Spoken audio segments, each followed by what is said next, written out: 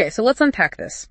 What if I told you that really simple things you barely even notice, like maybe a parent always on their phone, or even tiny chemicals maybe in your well water. Things we think are normal. Exactly. What if those things could be sort of quietly shaping a child's brain with effects that, well, they might last for years? And not just like a small influence. The sources we looked at, they paint a picture that suggests it could really set kids on a tougher path. It's all way more connected, much more sensitive than, maybe we generally realize.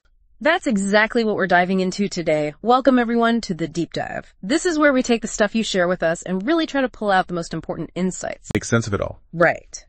And this time we're exploring this incredibly complex world of how young brains grow and the surprisingly crucial things that affect that growth, like right from the very start. Yeah, our mission here is to look at these sources you sent on child brain development, pull out the really key ideas, the impactful stuff, and making clear why understanding all this is just so vital, not just like academically, but for actual well-being, real life. And you should get ready, because we're going to touch on some fascinating things. The brain's tiny chemical messengers. Some sneaky environmental dangers we might just walk past every day. Things we might have thought were safe, even. Yeah. And also some really cool, non-invasive ways we can now actually check what's going on inside a child's developing brain. We're going from like the tiny building blocks all the way up to the big picture stuff, environment, relationships, how it all fits together. Okay, so let's start with those basics, those tiny messengers. Your source is really focused on neurotransmitters. Mm-hmm. The brain's chemical messengers. Think of them like text messages flying around inside the brain, right? Helping different bits talk to each other, manage everything, especially, mood and mental health. That's a great way to put it. And the sources highlighted two main kinds. They need to be in balance. So first, you got your excitatory ones, the go signals. Like ready, set, go. Exactly. Yep. Like dopamine, that's crucial for paying attention, motivation, feeling good when you achieve something. Yeah. That reward feeling. Then norepinephrine for focus, alertness, and epinephrine, which you probably know is adrenaline. That's the full-on fight or flight response. So these go signals help you focus, remember things, concentrate. Yeah, essential for all that. And the sources mentioned that imbalances here, especially with dopamine, they often see that in things like ADHD. Maybe not enough dopamine, or perhaps it gets like cleared out too quickly by the body. Okay, so that's the gas pedal. What about the brakes? Right. Those are the inhibitory signals, the slow down messages. Serotonin is probably the most famous one. The happy chemical. Often called that, yeah. Linked to mood, well-being. And it also converts into melatonin, which, helps with sleep. And then there's GABA. That's a major calming agent. It helps balance out all that gall energy, stops things getting too revved up. And problems here. Linked to mood issues. The sources mention low serotonin being a factor in some mood disorders, for instance. Okay, here's a really key point, a hook maybe from your sources. These super powerful brain chemicals, they're actually built from the food we eat. Yeah, this was hammered home again and again. It's critical. They're made from amino acids. Those are the building blocks you get from protein. But it's not just protein, right? Nope. That's not enough. The process needs helpers, nutrient cofactors, things like zinc, vitamin C, B vitamins, especially B6 was mentioned, iron, magnesium.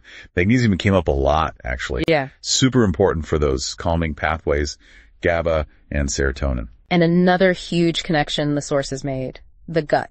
Oh, absolutely fundamental. Gut health isn't just about digestion, not by a long shot. You need a healthy gut lining, a balanced mix of gut bugs, the microbiome, just to absorb those nutrients properly from your food in the first place. But there's more to it. Yeah, the sources point out that your gut bacteria actually make a load of certain neurotransmitters themselves. Like a significant amount of your serotonin and dopamine originates in the gut. Wow, so if your gut's messed up, it can directly hit your neurotransmitter levels and brain function. Big time. Okay, so nutrition, gut health, that's the internal foundation. But the sources also went deep on what happens when outside stuff interferes. Yes, and a really big one they highlighted is neuroinflammation. Brain inflammation. Essentially, yeah. Inflammation happening inside the brain or the central nervous system. Think of it like the brain tissue getting irritated, maybe a bit swollen. And that can seriously disrupt how those neurotransmitters work, how neurons talk to each other. So what kind of outside things did the sources connect to this brain irritation? Quite a few things in our environment, actually. Mold exposure was one. Lead. Even certain chemicals, maybe from pesticides or, like you mentioned, sometimes found in well water linked to neurological issues down the road. And infections, too. Definitely. Certain viruses, the sources specifically called out CMV, herpes, Zika, and also tick-borne stuff like Lyme disease, Bartonella. Some of these can potentially cross into the brain. And that's especially risky for developing brains, I imagine. Precisely. The sources explained that the protective barrier around a baby's brain in the womb, the blood-brain barrier, it's just not fully formed yet. It's weaker. Making them more vulnerable? Much more. More vulnerable to toxins getting through, pathogens, those inflammatory molecules we talked about. And these can damage those young developing neurons and connections. Sources also really stress the mother's health during pregnancy. Hugely important. Sure. If the mother has significant inflammation, maybe from an infection like the flu or COVID or gut problems or some other inflammatory issue, those inflammatory signals can actually cross the placenta and impact the baby's brain development. Wow. Yeah. And they even mentioned research where certain antibodies from the mother's own immune system might mistakenly target the baby's brain, potentially increasing the risk for conditions like autism. Okay. Given all that, the sources shared something that sounds, frankly, pretty alarming about what babies are exposed to even before birth. It is quite stark. Studies have shown that newborn babies, right at birth, can have hundreds of industrial chemicals found in their umbilical cord blood. Hundreds? Like what? Things like petrochemicals, pesticides, heavy metals, stuff that just shouldn't be there. It reflects what the mother has been exposed to over time through her environment, diet, products she uses. And there was one specific study mentioned that really showed a measurable impact from this. Yes, a really notable one from Chicago published around 2016. They looked at phthalates, those chemicals in plastics, personal care products. They're everywhere. They measured just 5 types in pregnant women's urine late in pregnancy. Okay. And then they followed the kids. Exactly. They tracked their cognitive development. And the finding was pretty striking. What was it? The kids whose moms had the highest levels of those 5 phthalates, their IQ scores at age 7 were, on average, 6.7 to 7.4 points lower compared to the kids whose moms had the lowest levels. Wow, 6 or 7 points. How did the sources kind of explain what that means in real terms? They put it very simply. That's roughly the difference between a kid who works hard and gets A's and a kid who works just as hard but gets C's. That's significant. It is. And the implication, according to the sources, is that these chemicals likely interfere with neurogenesis. That's the process of growing new nerve cells. Basically, it could be hindering the brain's ability to build itself properly. And it's not just about one big exposure, right? The sources talked about buildup. Exactly. Accumulation over time. That was a key point. Small exposures add up. So by the time a woman is ready to have kids, her body might be carrying a significant toxic load.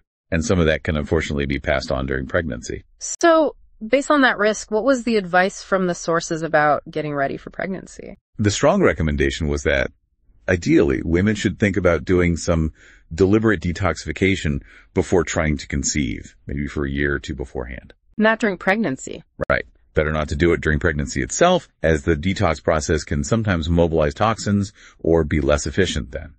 Pre-planning seems key. That really drives home how linked our environment is to this early development. Okay, let's shift gears a bit. Talk about the longer timeline of brain growth and how our interactions play a role. Your sources mentioned brain development is definitely a marathon, not a sprint. Oh yeah, a very long one. That prefrontal cortex, the part responsible for adult thinking, planning, controlling impulses, it keeps developing well into the early, even mid-20s, maybe ages 24 to 26.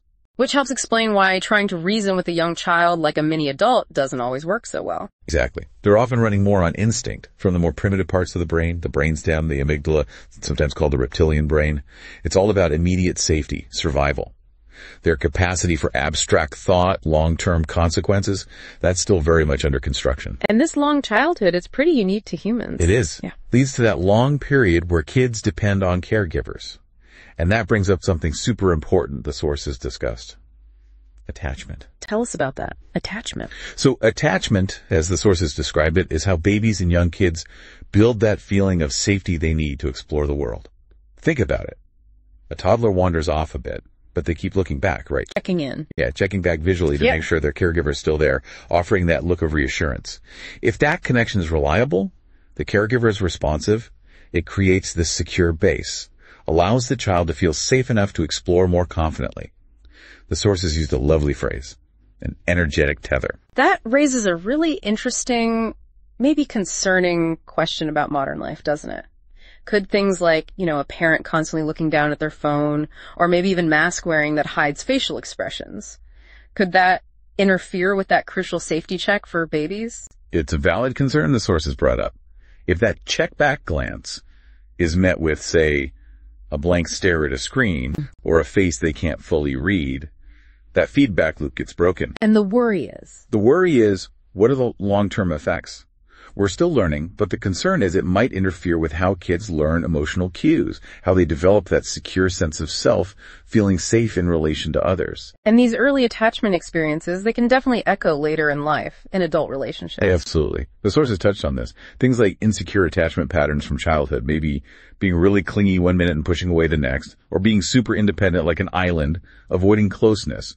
These can show up later as real challenges in forming healthy, stable relationships as adults. Okay, let's shift again, maybe to get a bit more technical. Understanding the brain's actual activity. Your sources talked about brain waves. Yeah, think of them like different gears or speeds the brain operates at. You've got beta, that's the fastest frequency. Wide awake, alert, actively thinking, problem solving. Often linked to that fight or flight state too. Okay, fast beta. What else? Then there's alpha. Slower, calmer, more relaxed, maybe reflective, intuitive, accessing memories. Then even slower is theta, that's like deep relaxation, light sleep, very creative, subconscious processing happens there. And there was one more mentioned, SMR. Right. SMR, sensory motor rhythm. That's linked to being physically still, but mentally focused. Important for balance, coordinating movement. And the sources said sometimes people can get stuck in one of these. Yeah, exactly. They mentioned some kids, maybe with certain challenges, might get kind of stuck in those slower ways like theta. They might seem spaced out, daydreamy, find it hard to engage. The issue can be difficulty shifting smoothly between these states when needed, like going from calm alpha to focus beta for a task. And a key insight here from the sources was about movement helping with this. Movement is huge. Things like martial arts, dancing, even just active play. The sources suggested these can help regulate brain waves, specifically helping to stimulate that SMR frequency. Which is good. Focus, body awareness, coordination. And the sources hinted it might be particularly relevant for conditions like autism, where SMR activity can sometimes be different. There was a really curious detail about mirror neurons, too, and fire. That was fascinating. The sources mentioned mirror neurons involved in empathy, learning by watching others. They seem to resonate around 10 hertz. And guess what else is around 10 hertz? A crackling fire. Exactly. Yeah. Which has that known calming effect. And interestingly, that frequency is also linked to acetylcholine, a neurotransmitter involved in learning, memory, even feelings of romance, apparently. That's wild. And the sources also mentioned something about cells giving off light. Yeah, infrared light. A specific 10 nanometer wavelength from every cell. The sources kind of speculated this might be why we sometimes feel like someone is glowing with health or happiness. There's maybe a subtle biological basis for it. Okay, bringing it back to how the brain perceives things, the sources mentioned stigtoma, or perceptual blind spots. Stigtoma or scotoma. It's this idea that your brain doesn't just passively receive reality, it actively constructs it based heavily on what you expect, what you believe, what you're paying attention to. So you might not see something that's right there. Literally. Your brain might just filter it out, fail to render it if you're not expecting it. The classic example is frantically looking for the salt shaker and just not seeing it, even though it's in plain sight. Because you weren't programmed to see it there. Sort of. Uh-huh. The sources suggested maybe 80% of what we perceive is actually generated internally based on our own mental model, which means if you open your mind, you might literally start perceiving things differently. And relating this to kids with attention issues, the sources offered a different way to think about it. Yeah, instead of just a lack of attention, they suggested thinking about it as sometimes being a lack of capacity to handle all the information flooding in, overwhelm. And that simple rainbow exercise seemed like a practical tip for that. It did sound useful. If a child seems overwhelmed, zoned out in class, just asking them to find something red, then something blue. It's a simple, low-demand task. It helps their brain kind of reset, offload some of the processing burden. Gives them a breather to regain capacity. Exactly. And doing it regularly might even help build that processing capacity over time. Another big point from the sources, really relevant today, multitasking. Generally bad for the brain. The neuroscience seems pretty clear on this. Your brain has limits. Watching something visually stimulating, like TV, can apparently use up almost 100% of your processing power just to track it. Leaving nothing left for anything else. Pretty much nothing for doing homework well or having a meaningful conversation at the same time. Music, though, tends to use much less capacity, maybe 10% or so. That's why it can sometimes work as background noise or even help with certain tasks without totally hijacking your focus. And finally, how did the sources connect stress to learning? Well, when you're stressed, think pop quiz panic or a sudden argument, your brain shifts hard into that fast reactive beta state, fight or flight mode. Good for running away from danger. Exactly. But not good for the kind of slower, creative, connected thinking you need for deep learning or complex problem solving. That gets shut down. And the recovery time after stress was important. Absolutely crucial. The sources contrasted neuroplasticity and neuropreening. Recovery time allows for neuroplasticity. That's the brain making new connections, creating new options, learning. Too much stress without recovery. That pushes towards neuropruning. The brain starts trimming away connections, maybe limiting flexibility and choices. So, giving the nervous system time to calm down, get back to that parasympathetic rest and digest state, is vital for effective learning and adaptation. Okay, we've covered so much. The internal chemistry, the outside influences, how the brain works. Your sources also went into how we can actually, check in on a child's brain health, the evaluation methods. Yes, and the good news is these methods are getting much better, much less invasive than they used to be. There are some really valuable non-invasive tests now. Checking the chemistry we talked about. Exactly. Saliva tests, urine tests, they can measure neurotransmitter levels, but also the precursors, the building blocks, and the breakdown products, the metabolites. It just tells you. It gives you a picture of whether the whole pathway is working right. Is the brain making enough? Is it using it and clearing it effectively? And these are super easy to collect, especially for kids. No needles needed for these ones. What about looking at the brain waves directly? That's where quantitative EEG comes in. Usually involves wearing a cap with electrodes. It maps the brainwave activity across different areas, shows patterns, imbalances. And they mentioned voltage, too. Yeah, brain voltage, described as sort of an indicator of overall brain health or energy. Ideally, they said, you want to see balanced voltage across the front of the brain, around 10.1 volts. Big differences between areas, or low voltage, might suggest communication problems within the brain. Seen in anything from attention issues to autism, even neurodegenerative stuff later on. So like uneven power disrupting the signals. That seems to be the idea presented, yeah. Yeah. Making it harder for different parts of the brain to talk to each other effectively. Any other non-invasive clues? Heart rate variability, HRV. Monitoring that gives you a window into the balance between your stress system, sympathetic, and your calm system, parasympathetic. That can hint at underlying brainwave patterns and how well the nervous system is regulating itself. Okay, so that's chemistry and activity. What about checking how well different parts are connected and working together? That's where neurological assessments come in. These tests look at coordination, reflexes, how different brain areas are integrating. The sources specifically highlighted primitive reflex testing. Primitive reflexes, like baby reflexes. Exactly. Babies are born with these automatic reflexes run by the brainstem. As the higher brain develops, these should integrate, fade into the background. If they stick around past when they should, it can suggest that some basic neurological milestones haven't quite been met or integrated properly. Gotcha. And the sources mentioned other useful lab tests, too. Yeah, some standard blood tests can be helpful, like high-sensitivity CRP to check for inflammation body-wide. Cortisol levels, checking them at different times of day, gives you a picture of the stress hormone rhythm, which can be way off in stressed kids, messing up sleep and mood. And then even more detailed functional tests. Right. Things like comprehensive stool tests to really dig into gut health, the microbiome, digestion. Food sensitivity testing, looking at the immune reaction to different foods, which can be a hidden source of inflammation affecting the brain. And genetic testing. Yeah, genomic testing, often just a cheek swab. This can look at specific genes involved in, say, how you use nutrients needed to build neurotransmitters, or how well your body handles certain toxins. Helps understand individual predispositions. Here's another really important takeaway, described in the sources as maybe one of the best tests for kids. Micronutrient testing. Yes, this was really emphasized because it gets at the foundational building blocks. And the sources explained a key difference between this and standard blood tests. What's the difference? Standard blood tests, like a serum test, measure nutrients floating around outside your cells, in the blood plasma. Micronutrient testing measures what's actually inside your cells, usually red or white blood cells. Why does that matter so much? Because what's inside the cell is what's actually available for the cell to use for all its jobs, like building those neurotransmitters. The analogy used was brilliant. Bobbing for apples. Okay. A serum test is like checking the water the apples are floating in. A micronutrient test is like looking inside the apple itself. Ah.